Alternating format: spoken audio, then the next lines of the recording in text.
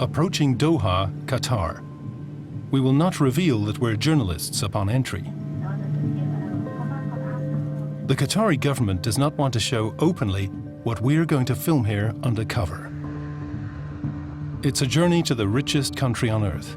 Qatar is the proud host of the Football World Cup 2022.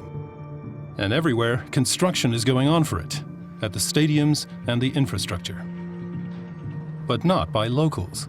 There are almost 2 million migrant workers in the country. Qatar promised to take action against the exploitation of workers again and again in recent years. We want to know what happened to these promises. It's Friday afternoon. Our informants recommended us to go to Al Attiyah Market, 20 minutes from the center of the capital, Doha. Hundreds of guest workers from Nepal, India and Bangladesh meet here. So that we don't attract attention, we shoot with hidden cameras. We speak with workers, and we hear the same complaints over and over again. Lack of salary, miserable accommodations, and confiscated passports so that they cannot leave. A lot of people are afraid of trouble with their bosses. That's why we don't show their faces. We get into conversation with 2 guest workers from Nepal. They're so desperate that they're willing to tell us their suffering openly. Their names, Dil Prasad and Adi Gurung. They lead us to a quiet place where they want to speak.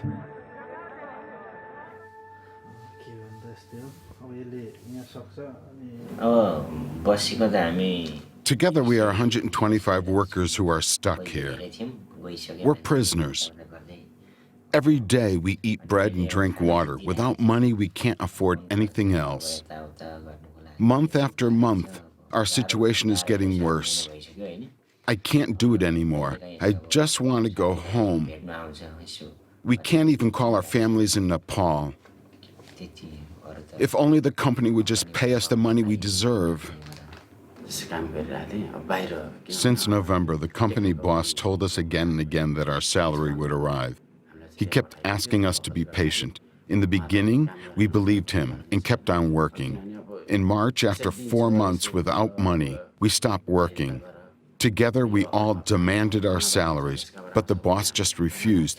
He said we should go to another company, but this is not possible without our papers.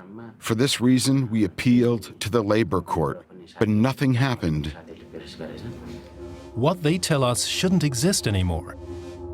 After massive international protests against the brutal exploitation in Qatar, the government had promised improvement. 2014, Qatar announces reforms of the kafala system, the system in which the employer can exercise extremely strong control over the migrant worker. The moment we cancel the sponsorship system, we also cancel the requirement for exit permits from employers. When it comes to employers withholding workers' passports, this will be illegal and the penalty will be 50,000 riyals.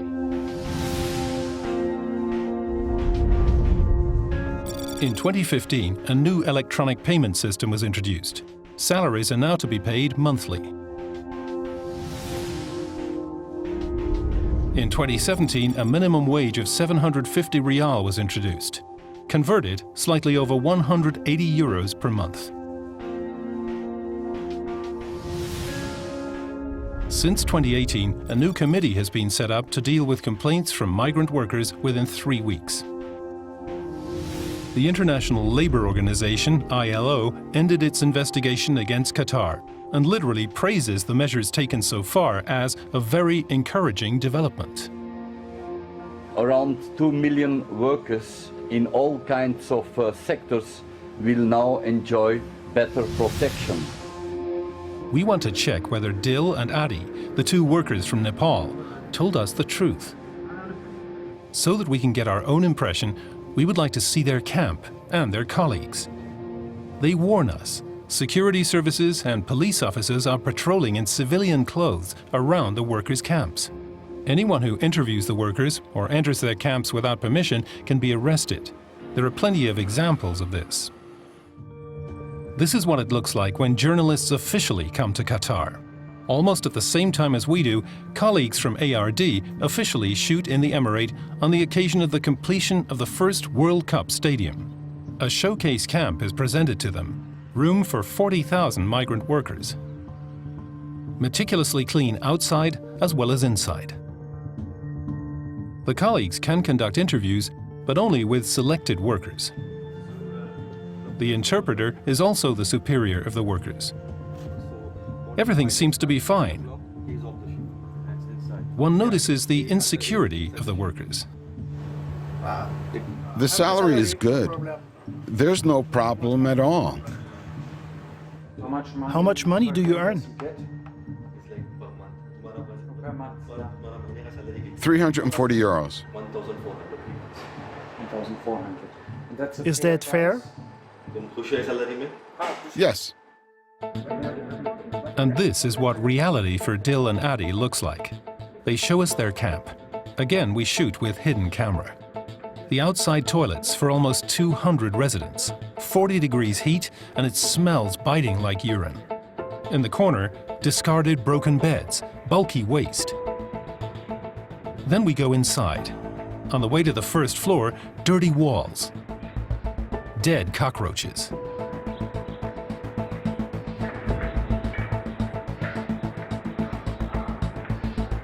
Dil shows us his room. Small, dark. 8 of them live here. We get out our little tourist camera. More and more workers come into the room. They're afraid of informers who inform the camp boss about our presence by telephone. They're starting to trust us. Then they talk and confirm the story that Dil and Adi told us. So, you didn't get a salary? No. We all didn't get any money. None of us did. We have not received any salary for months and cannot send money home. Neither the labor court nor the embassy helps us. Then they tell us they've been building World Cup projects. Yes, we built the Altamama Stadium. He built the subway. We want to know if they have their passports. The company has our passports in the office. We want to know the name of the company. Design. A worker shows us his last salary notice from December 2018. On it, the name of the employer, Design Maintenance. They also show us their expired residence permits. None of the companies involved answers our questions, nor the competent authorities in Qatar. The ILO, which in 2017 attested that the government had made great progress in the treatment of migrant workers, is facing up to our questions. It's really good to bring to the attention of the authorities these cases that are found, because these are cases that the laws are not being respected, and we need to address them immediately. Achievements have been made, but the situation, as I said earlier, is definitely not perfect, just like in any other country. And we all need to work together to ensure that we improve the situation on a daily basis. Despite existing laws, these are not implemented in Qatar. According to Dil and Adi, this is also true for stadium projects. Sometimes I wonder if it wouldn't be better to be dead. We need to be rescued from this situation, because it's also about our families in Nepal. My wife and 2 kids are going through hard times. I haven't been able to send any money in 8 months. Somebody's got to help us.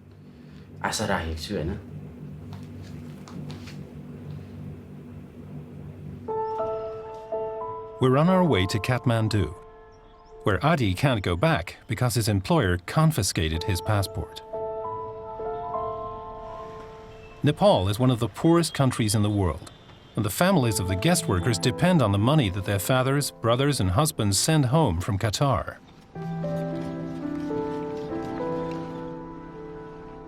We're on our way to eastern Nepal. Here lives the family of Adi Gurung.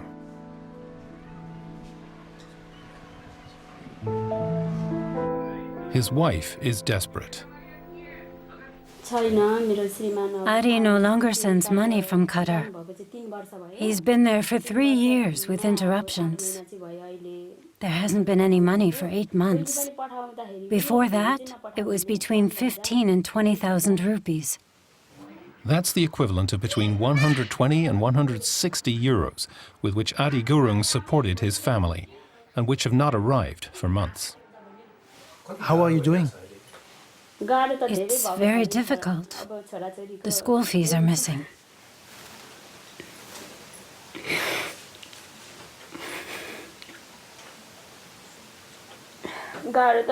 I can't explain how terrible it is for us. In April, I would have had to pay the school fees for our son, but I couldn't. For the kids, I try to stay strong. Anu Gurung is supported by her family with the essentials, such as food or clothing. But the rest of the family also has to borrow money, she tells us. In total, the family's debts now amount to almost 2,700 euros. Adi has suggested going to prison in Qatar. His residence permit has expired, and if the police arrest him, he'll be deported to Nepal after some time. But I talked him out of it. His wife tells us to show the interview with her, hoping it'll bring her husband home. Kathmandu Airport, last week. Bishnu Bahadur returns to his family in a coffin from Qatar. The 111th dead migrant worker this year. The figures remain alarmingly high and have not improved in recent years. The Nepalese government informed us that 1,426 migrant workers have died in Qatar in the last 10 years. 522, more than a third of the workers, from sudden cardiac arrest. How many of the deaths are related to the World Cup is unknown. We accompany Bishnu Bahadur back to his home village.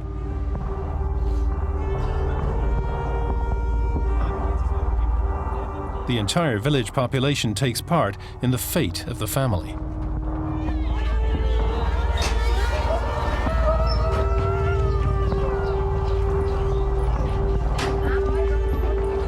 Bishnu, they tell us, had worked as an electrician on various construction sites in the emirate. Like many hundreds of others, he died of sudden cardiac death. A healthy young man. The family is not aware of any previous illness.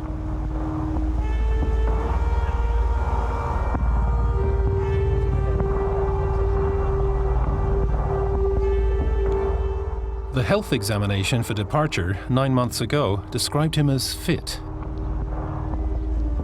But his brother-in-law says he had always complained to his relatives. He kept complaining about the heat at work. It's been too hot on the construction sites. He never told us anything about a disease. Here in Nepal, he was examined.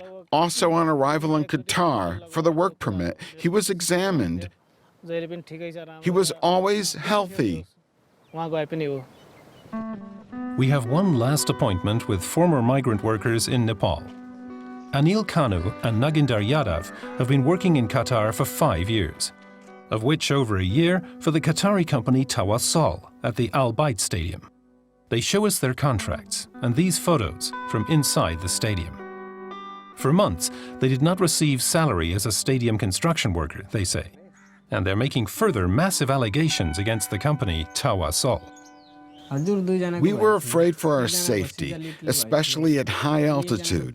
2 workers died in the stadium before my eyes. We were in shock. We refused to continue working, but the superiors forced us.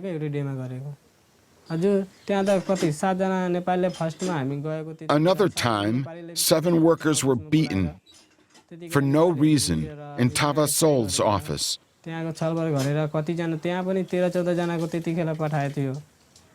And when we were sick, then we were not allowed to stay in bed, but we were punished by being forced to stay in the heat. The company Tawassol does not answer our request. And what does FIFA say about all this? The accusations you mention are very serious, and we are engaging with the Supreme Committee for Delivery and Legacy to look into the alleged cases. We are aware that breaches of labor standards have been identified related to Tavasol, a subcontractor on Al Bayt Stadium, back in December 2018. The World Cup Organizing Committee in Qatar is more specific. The deaths do not exist. The committee is not aware of any abuse.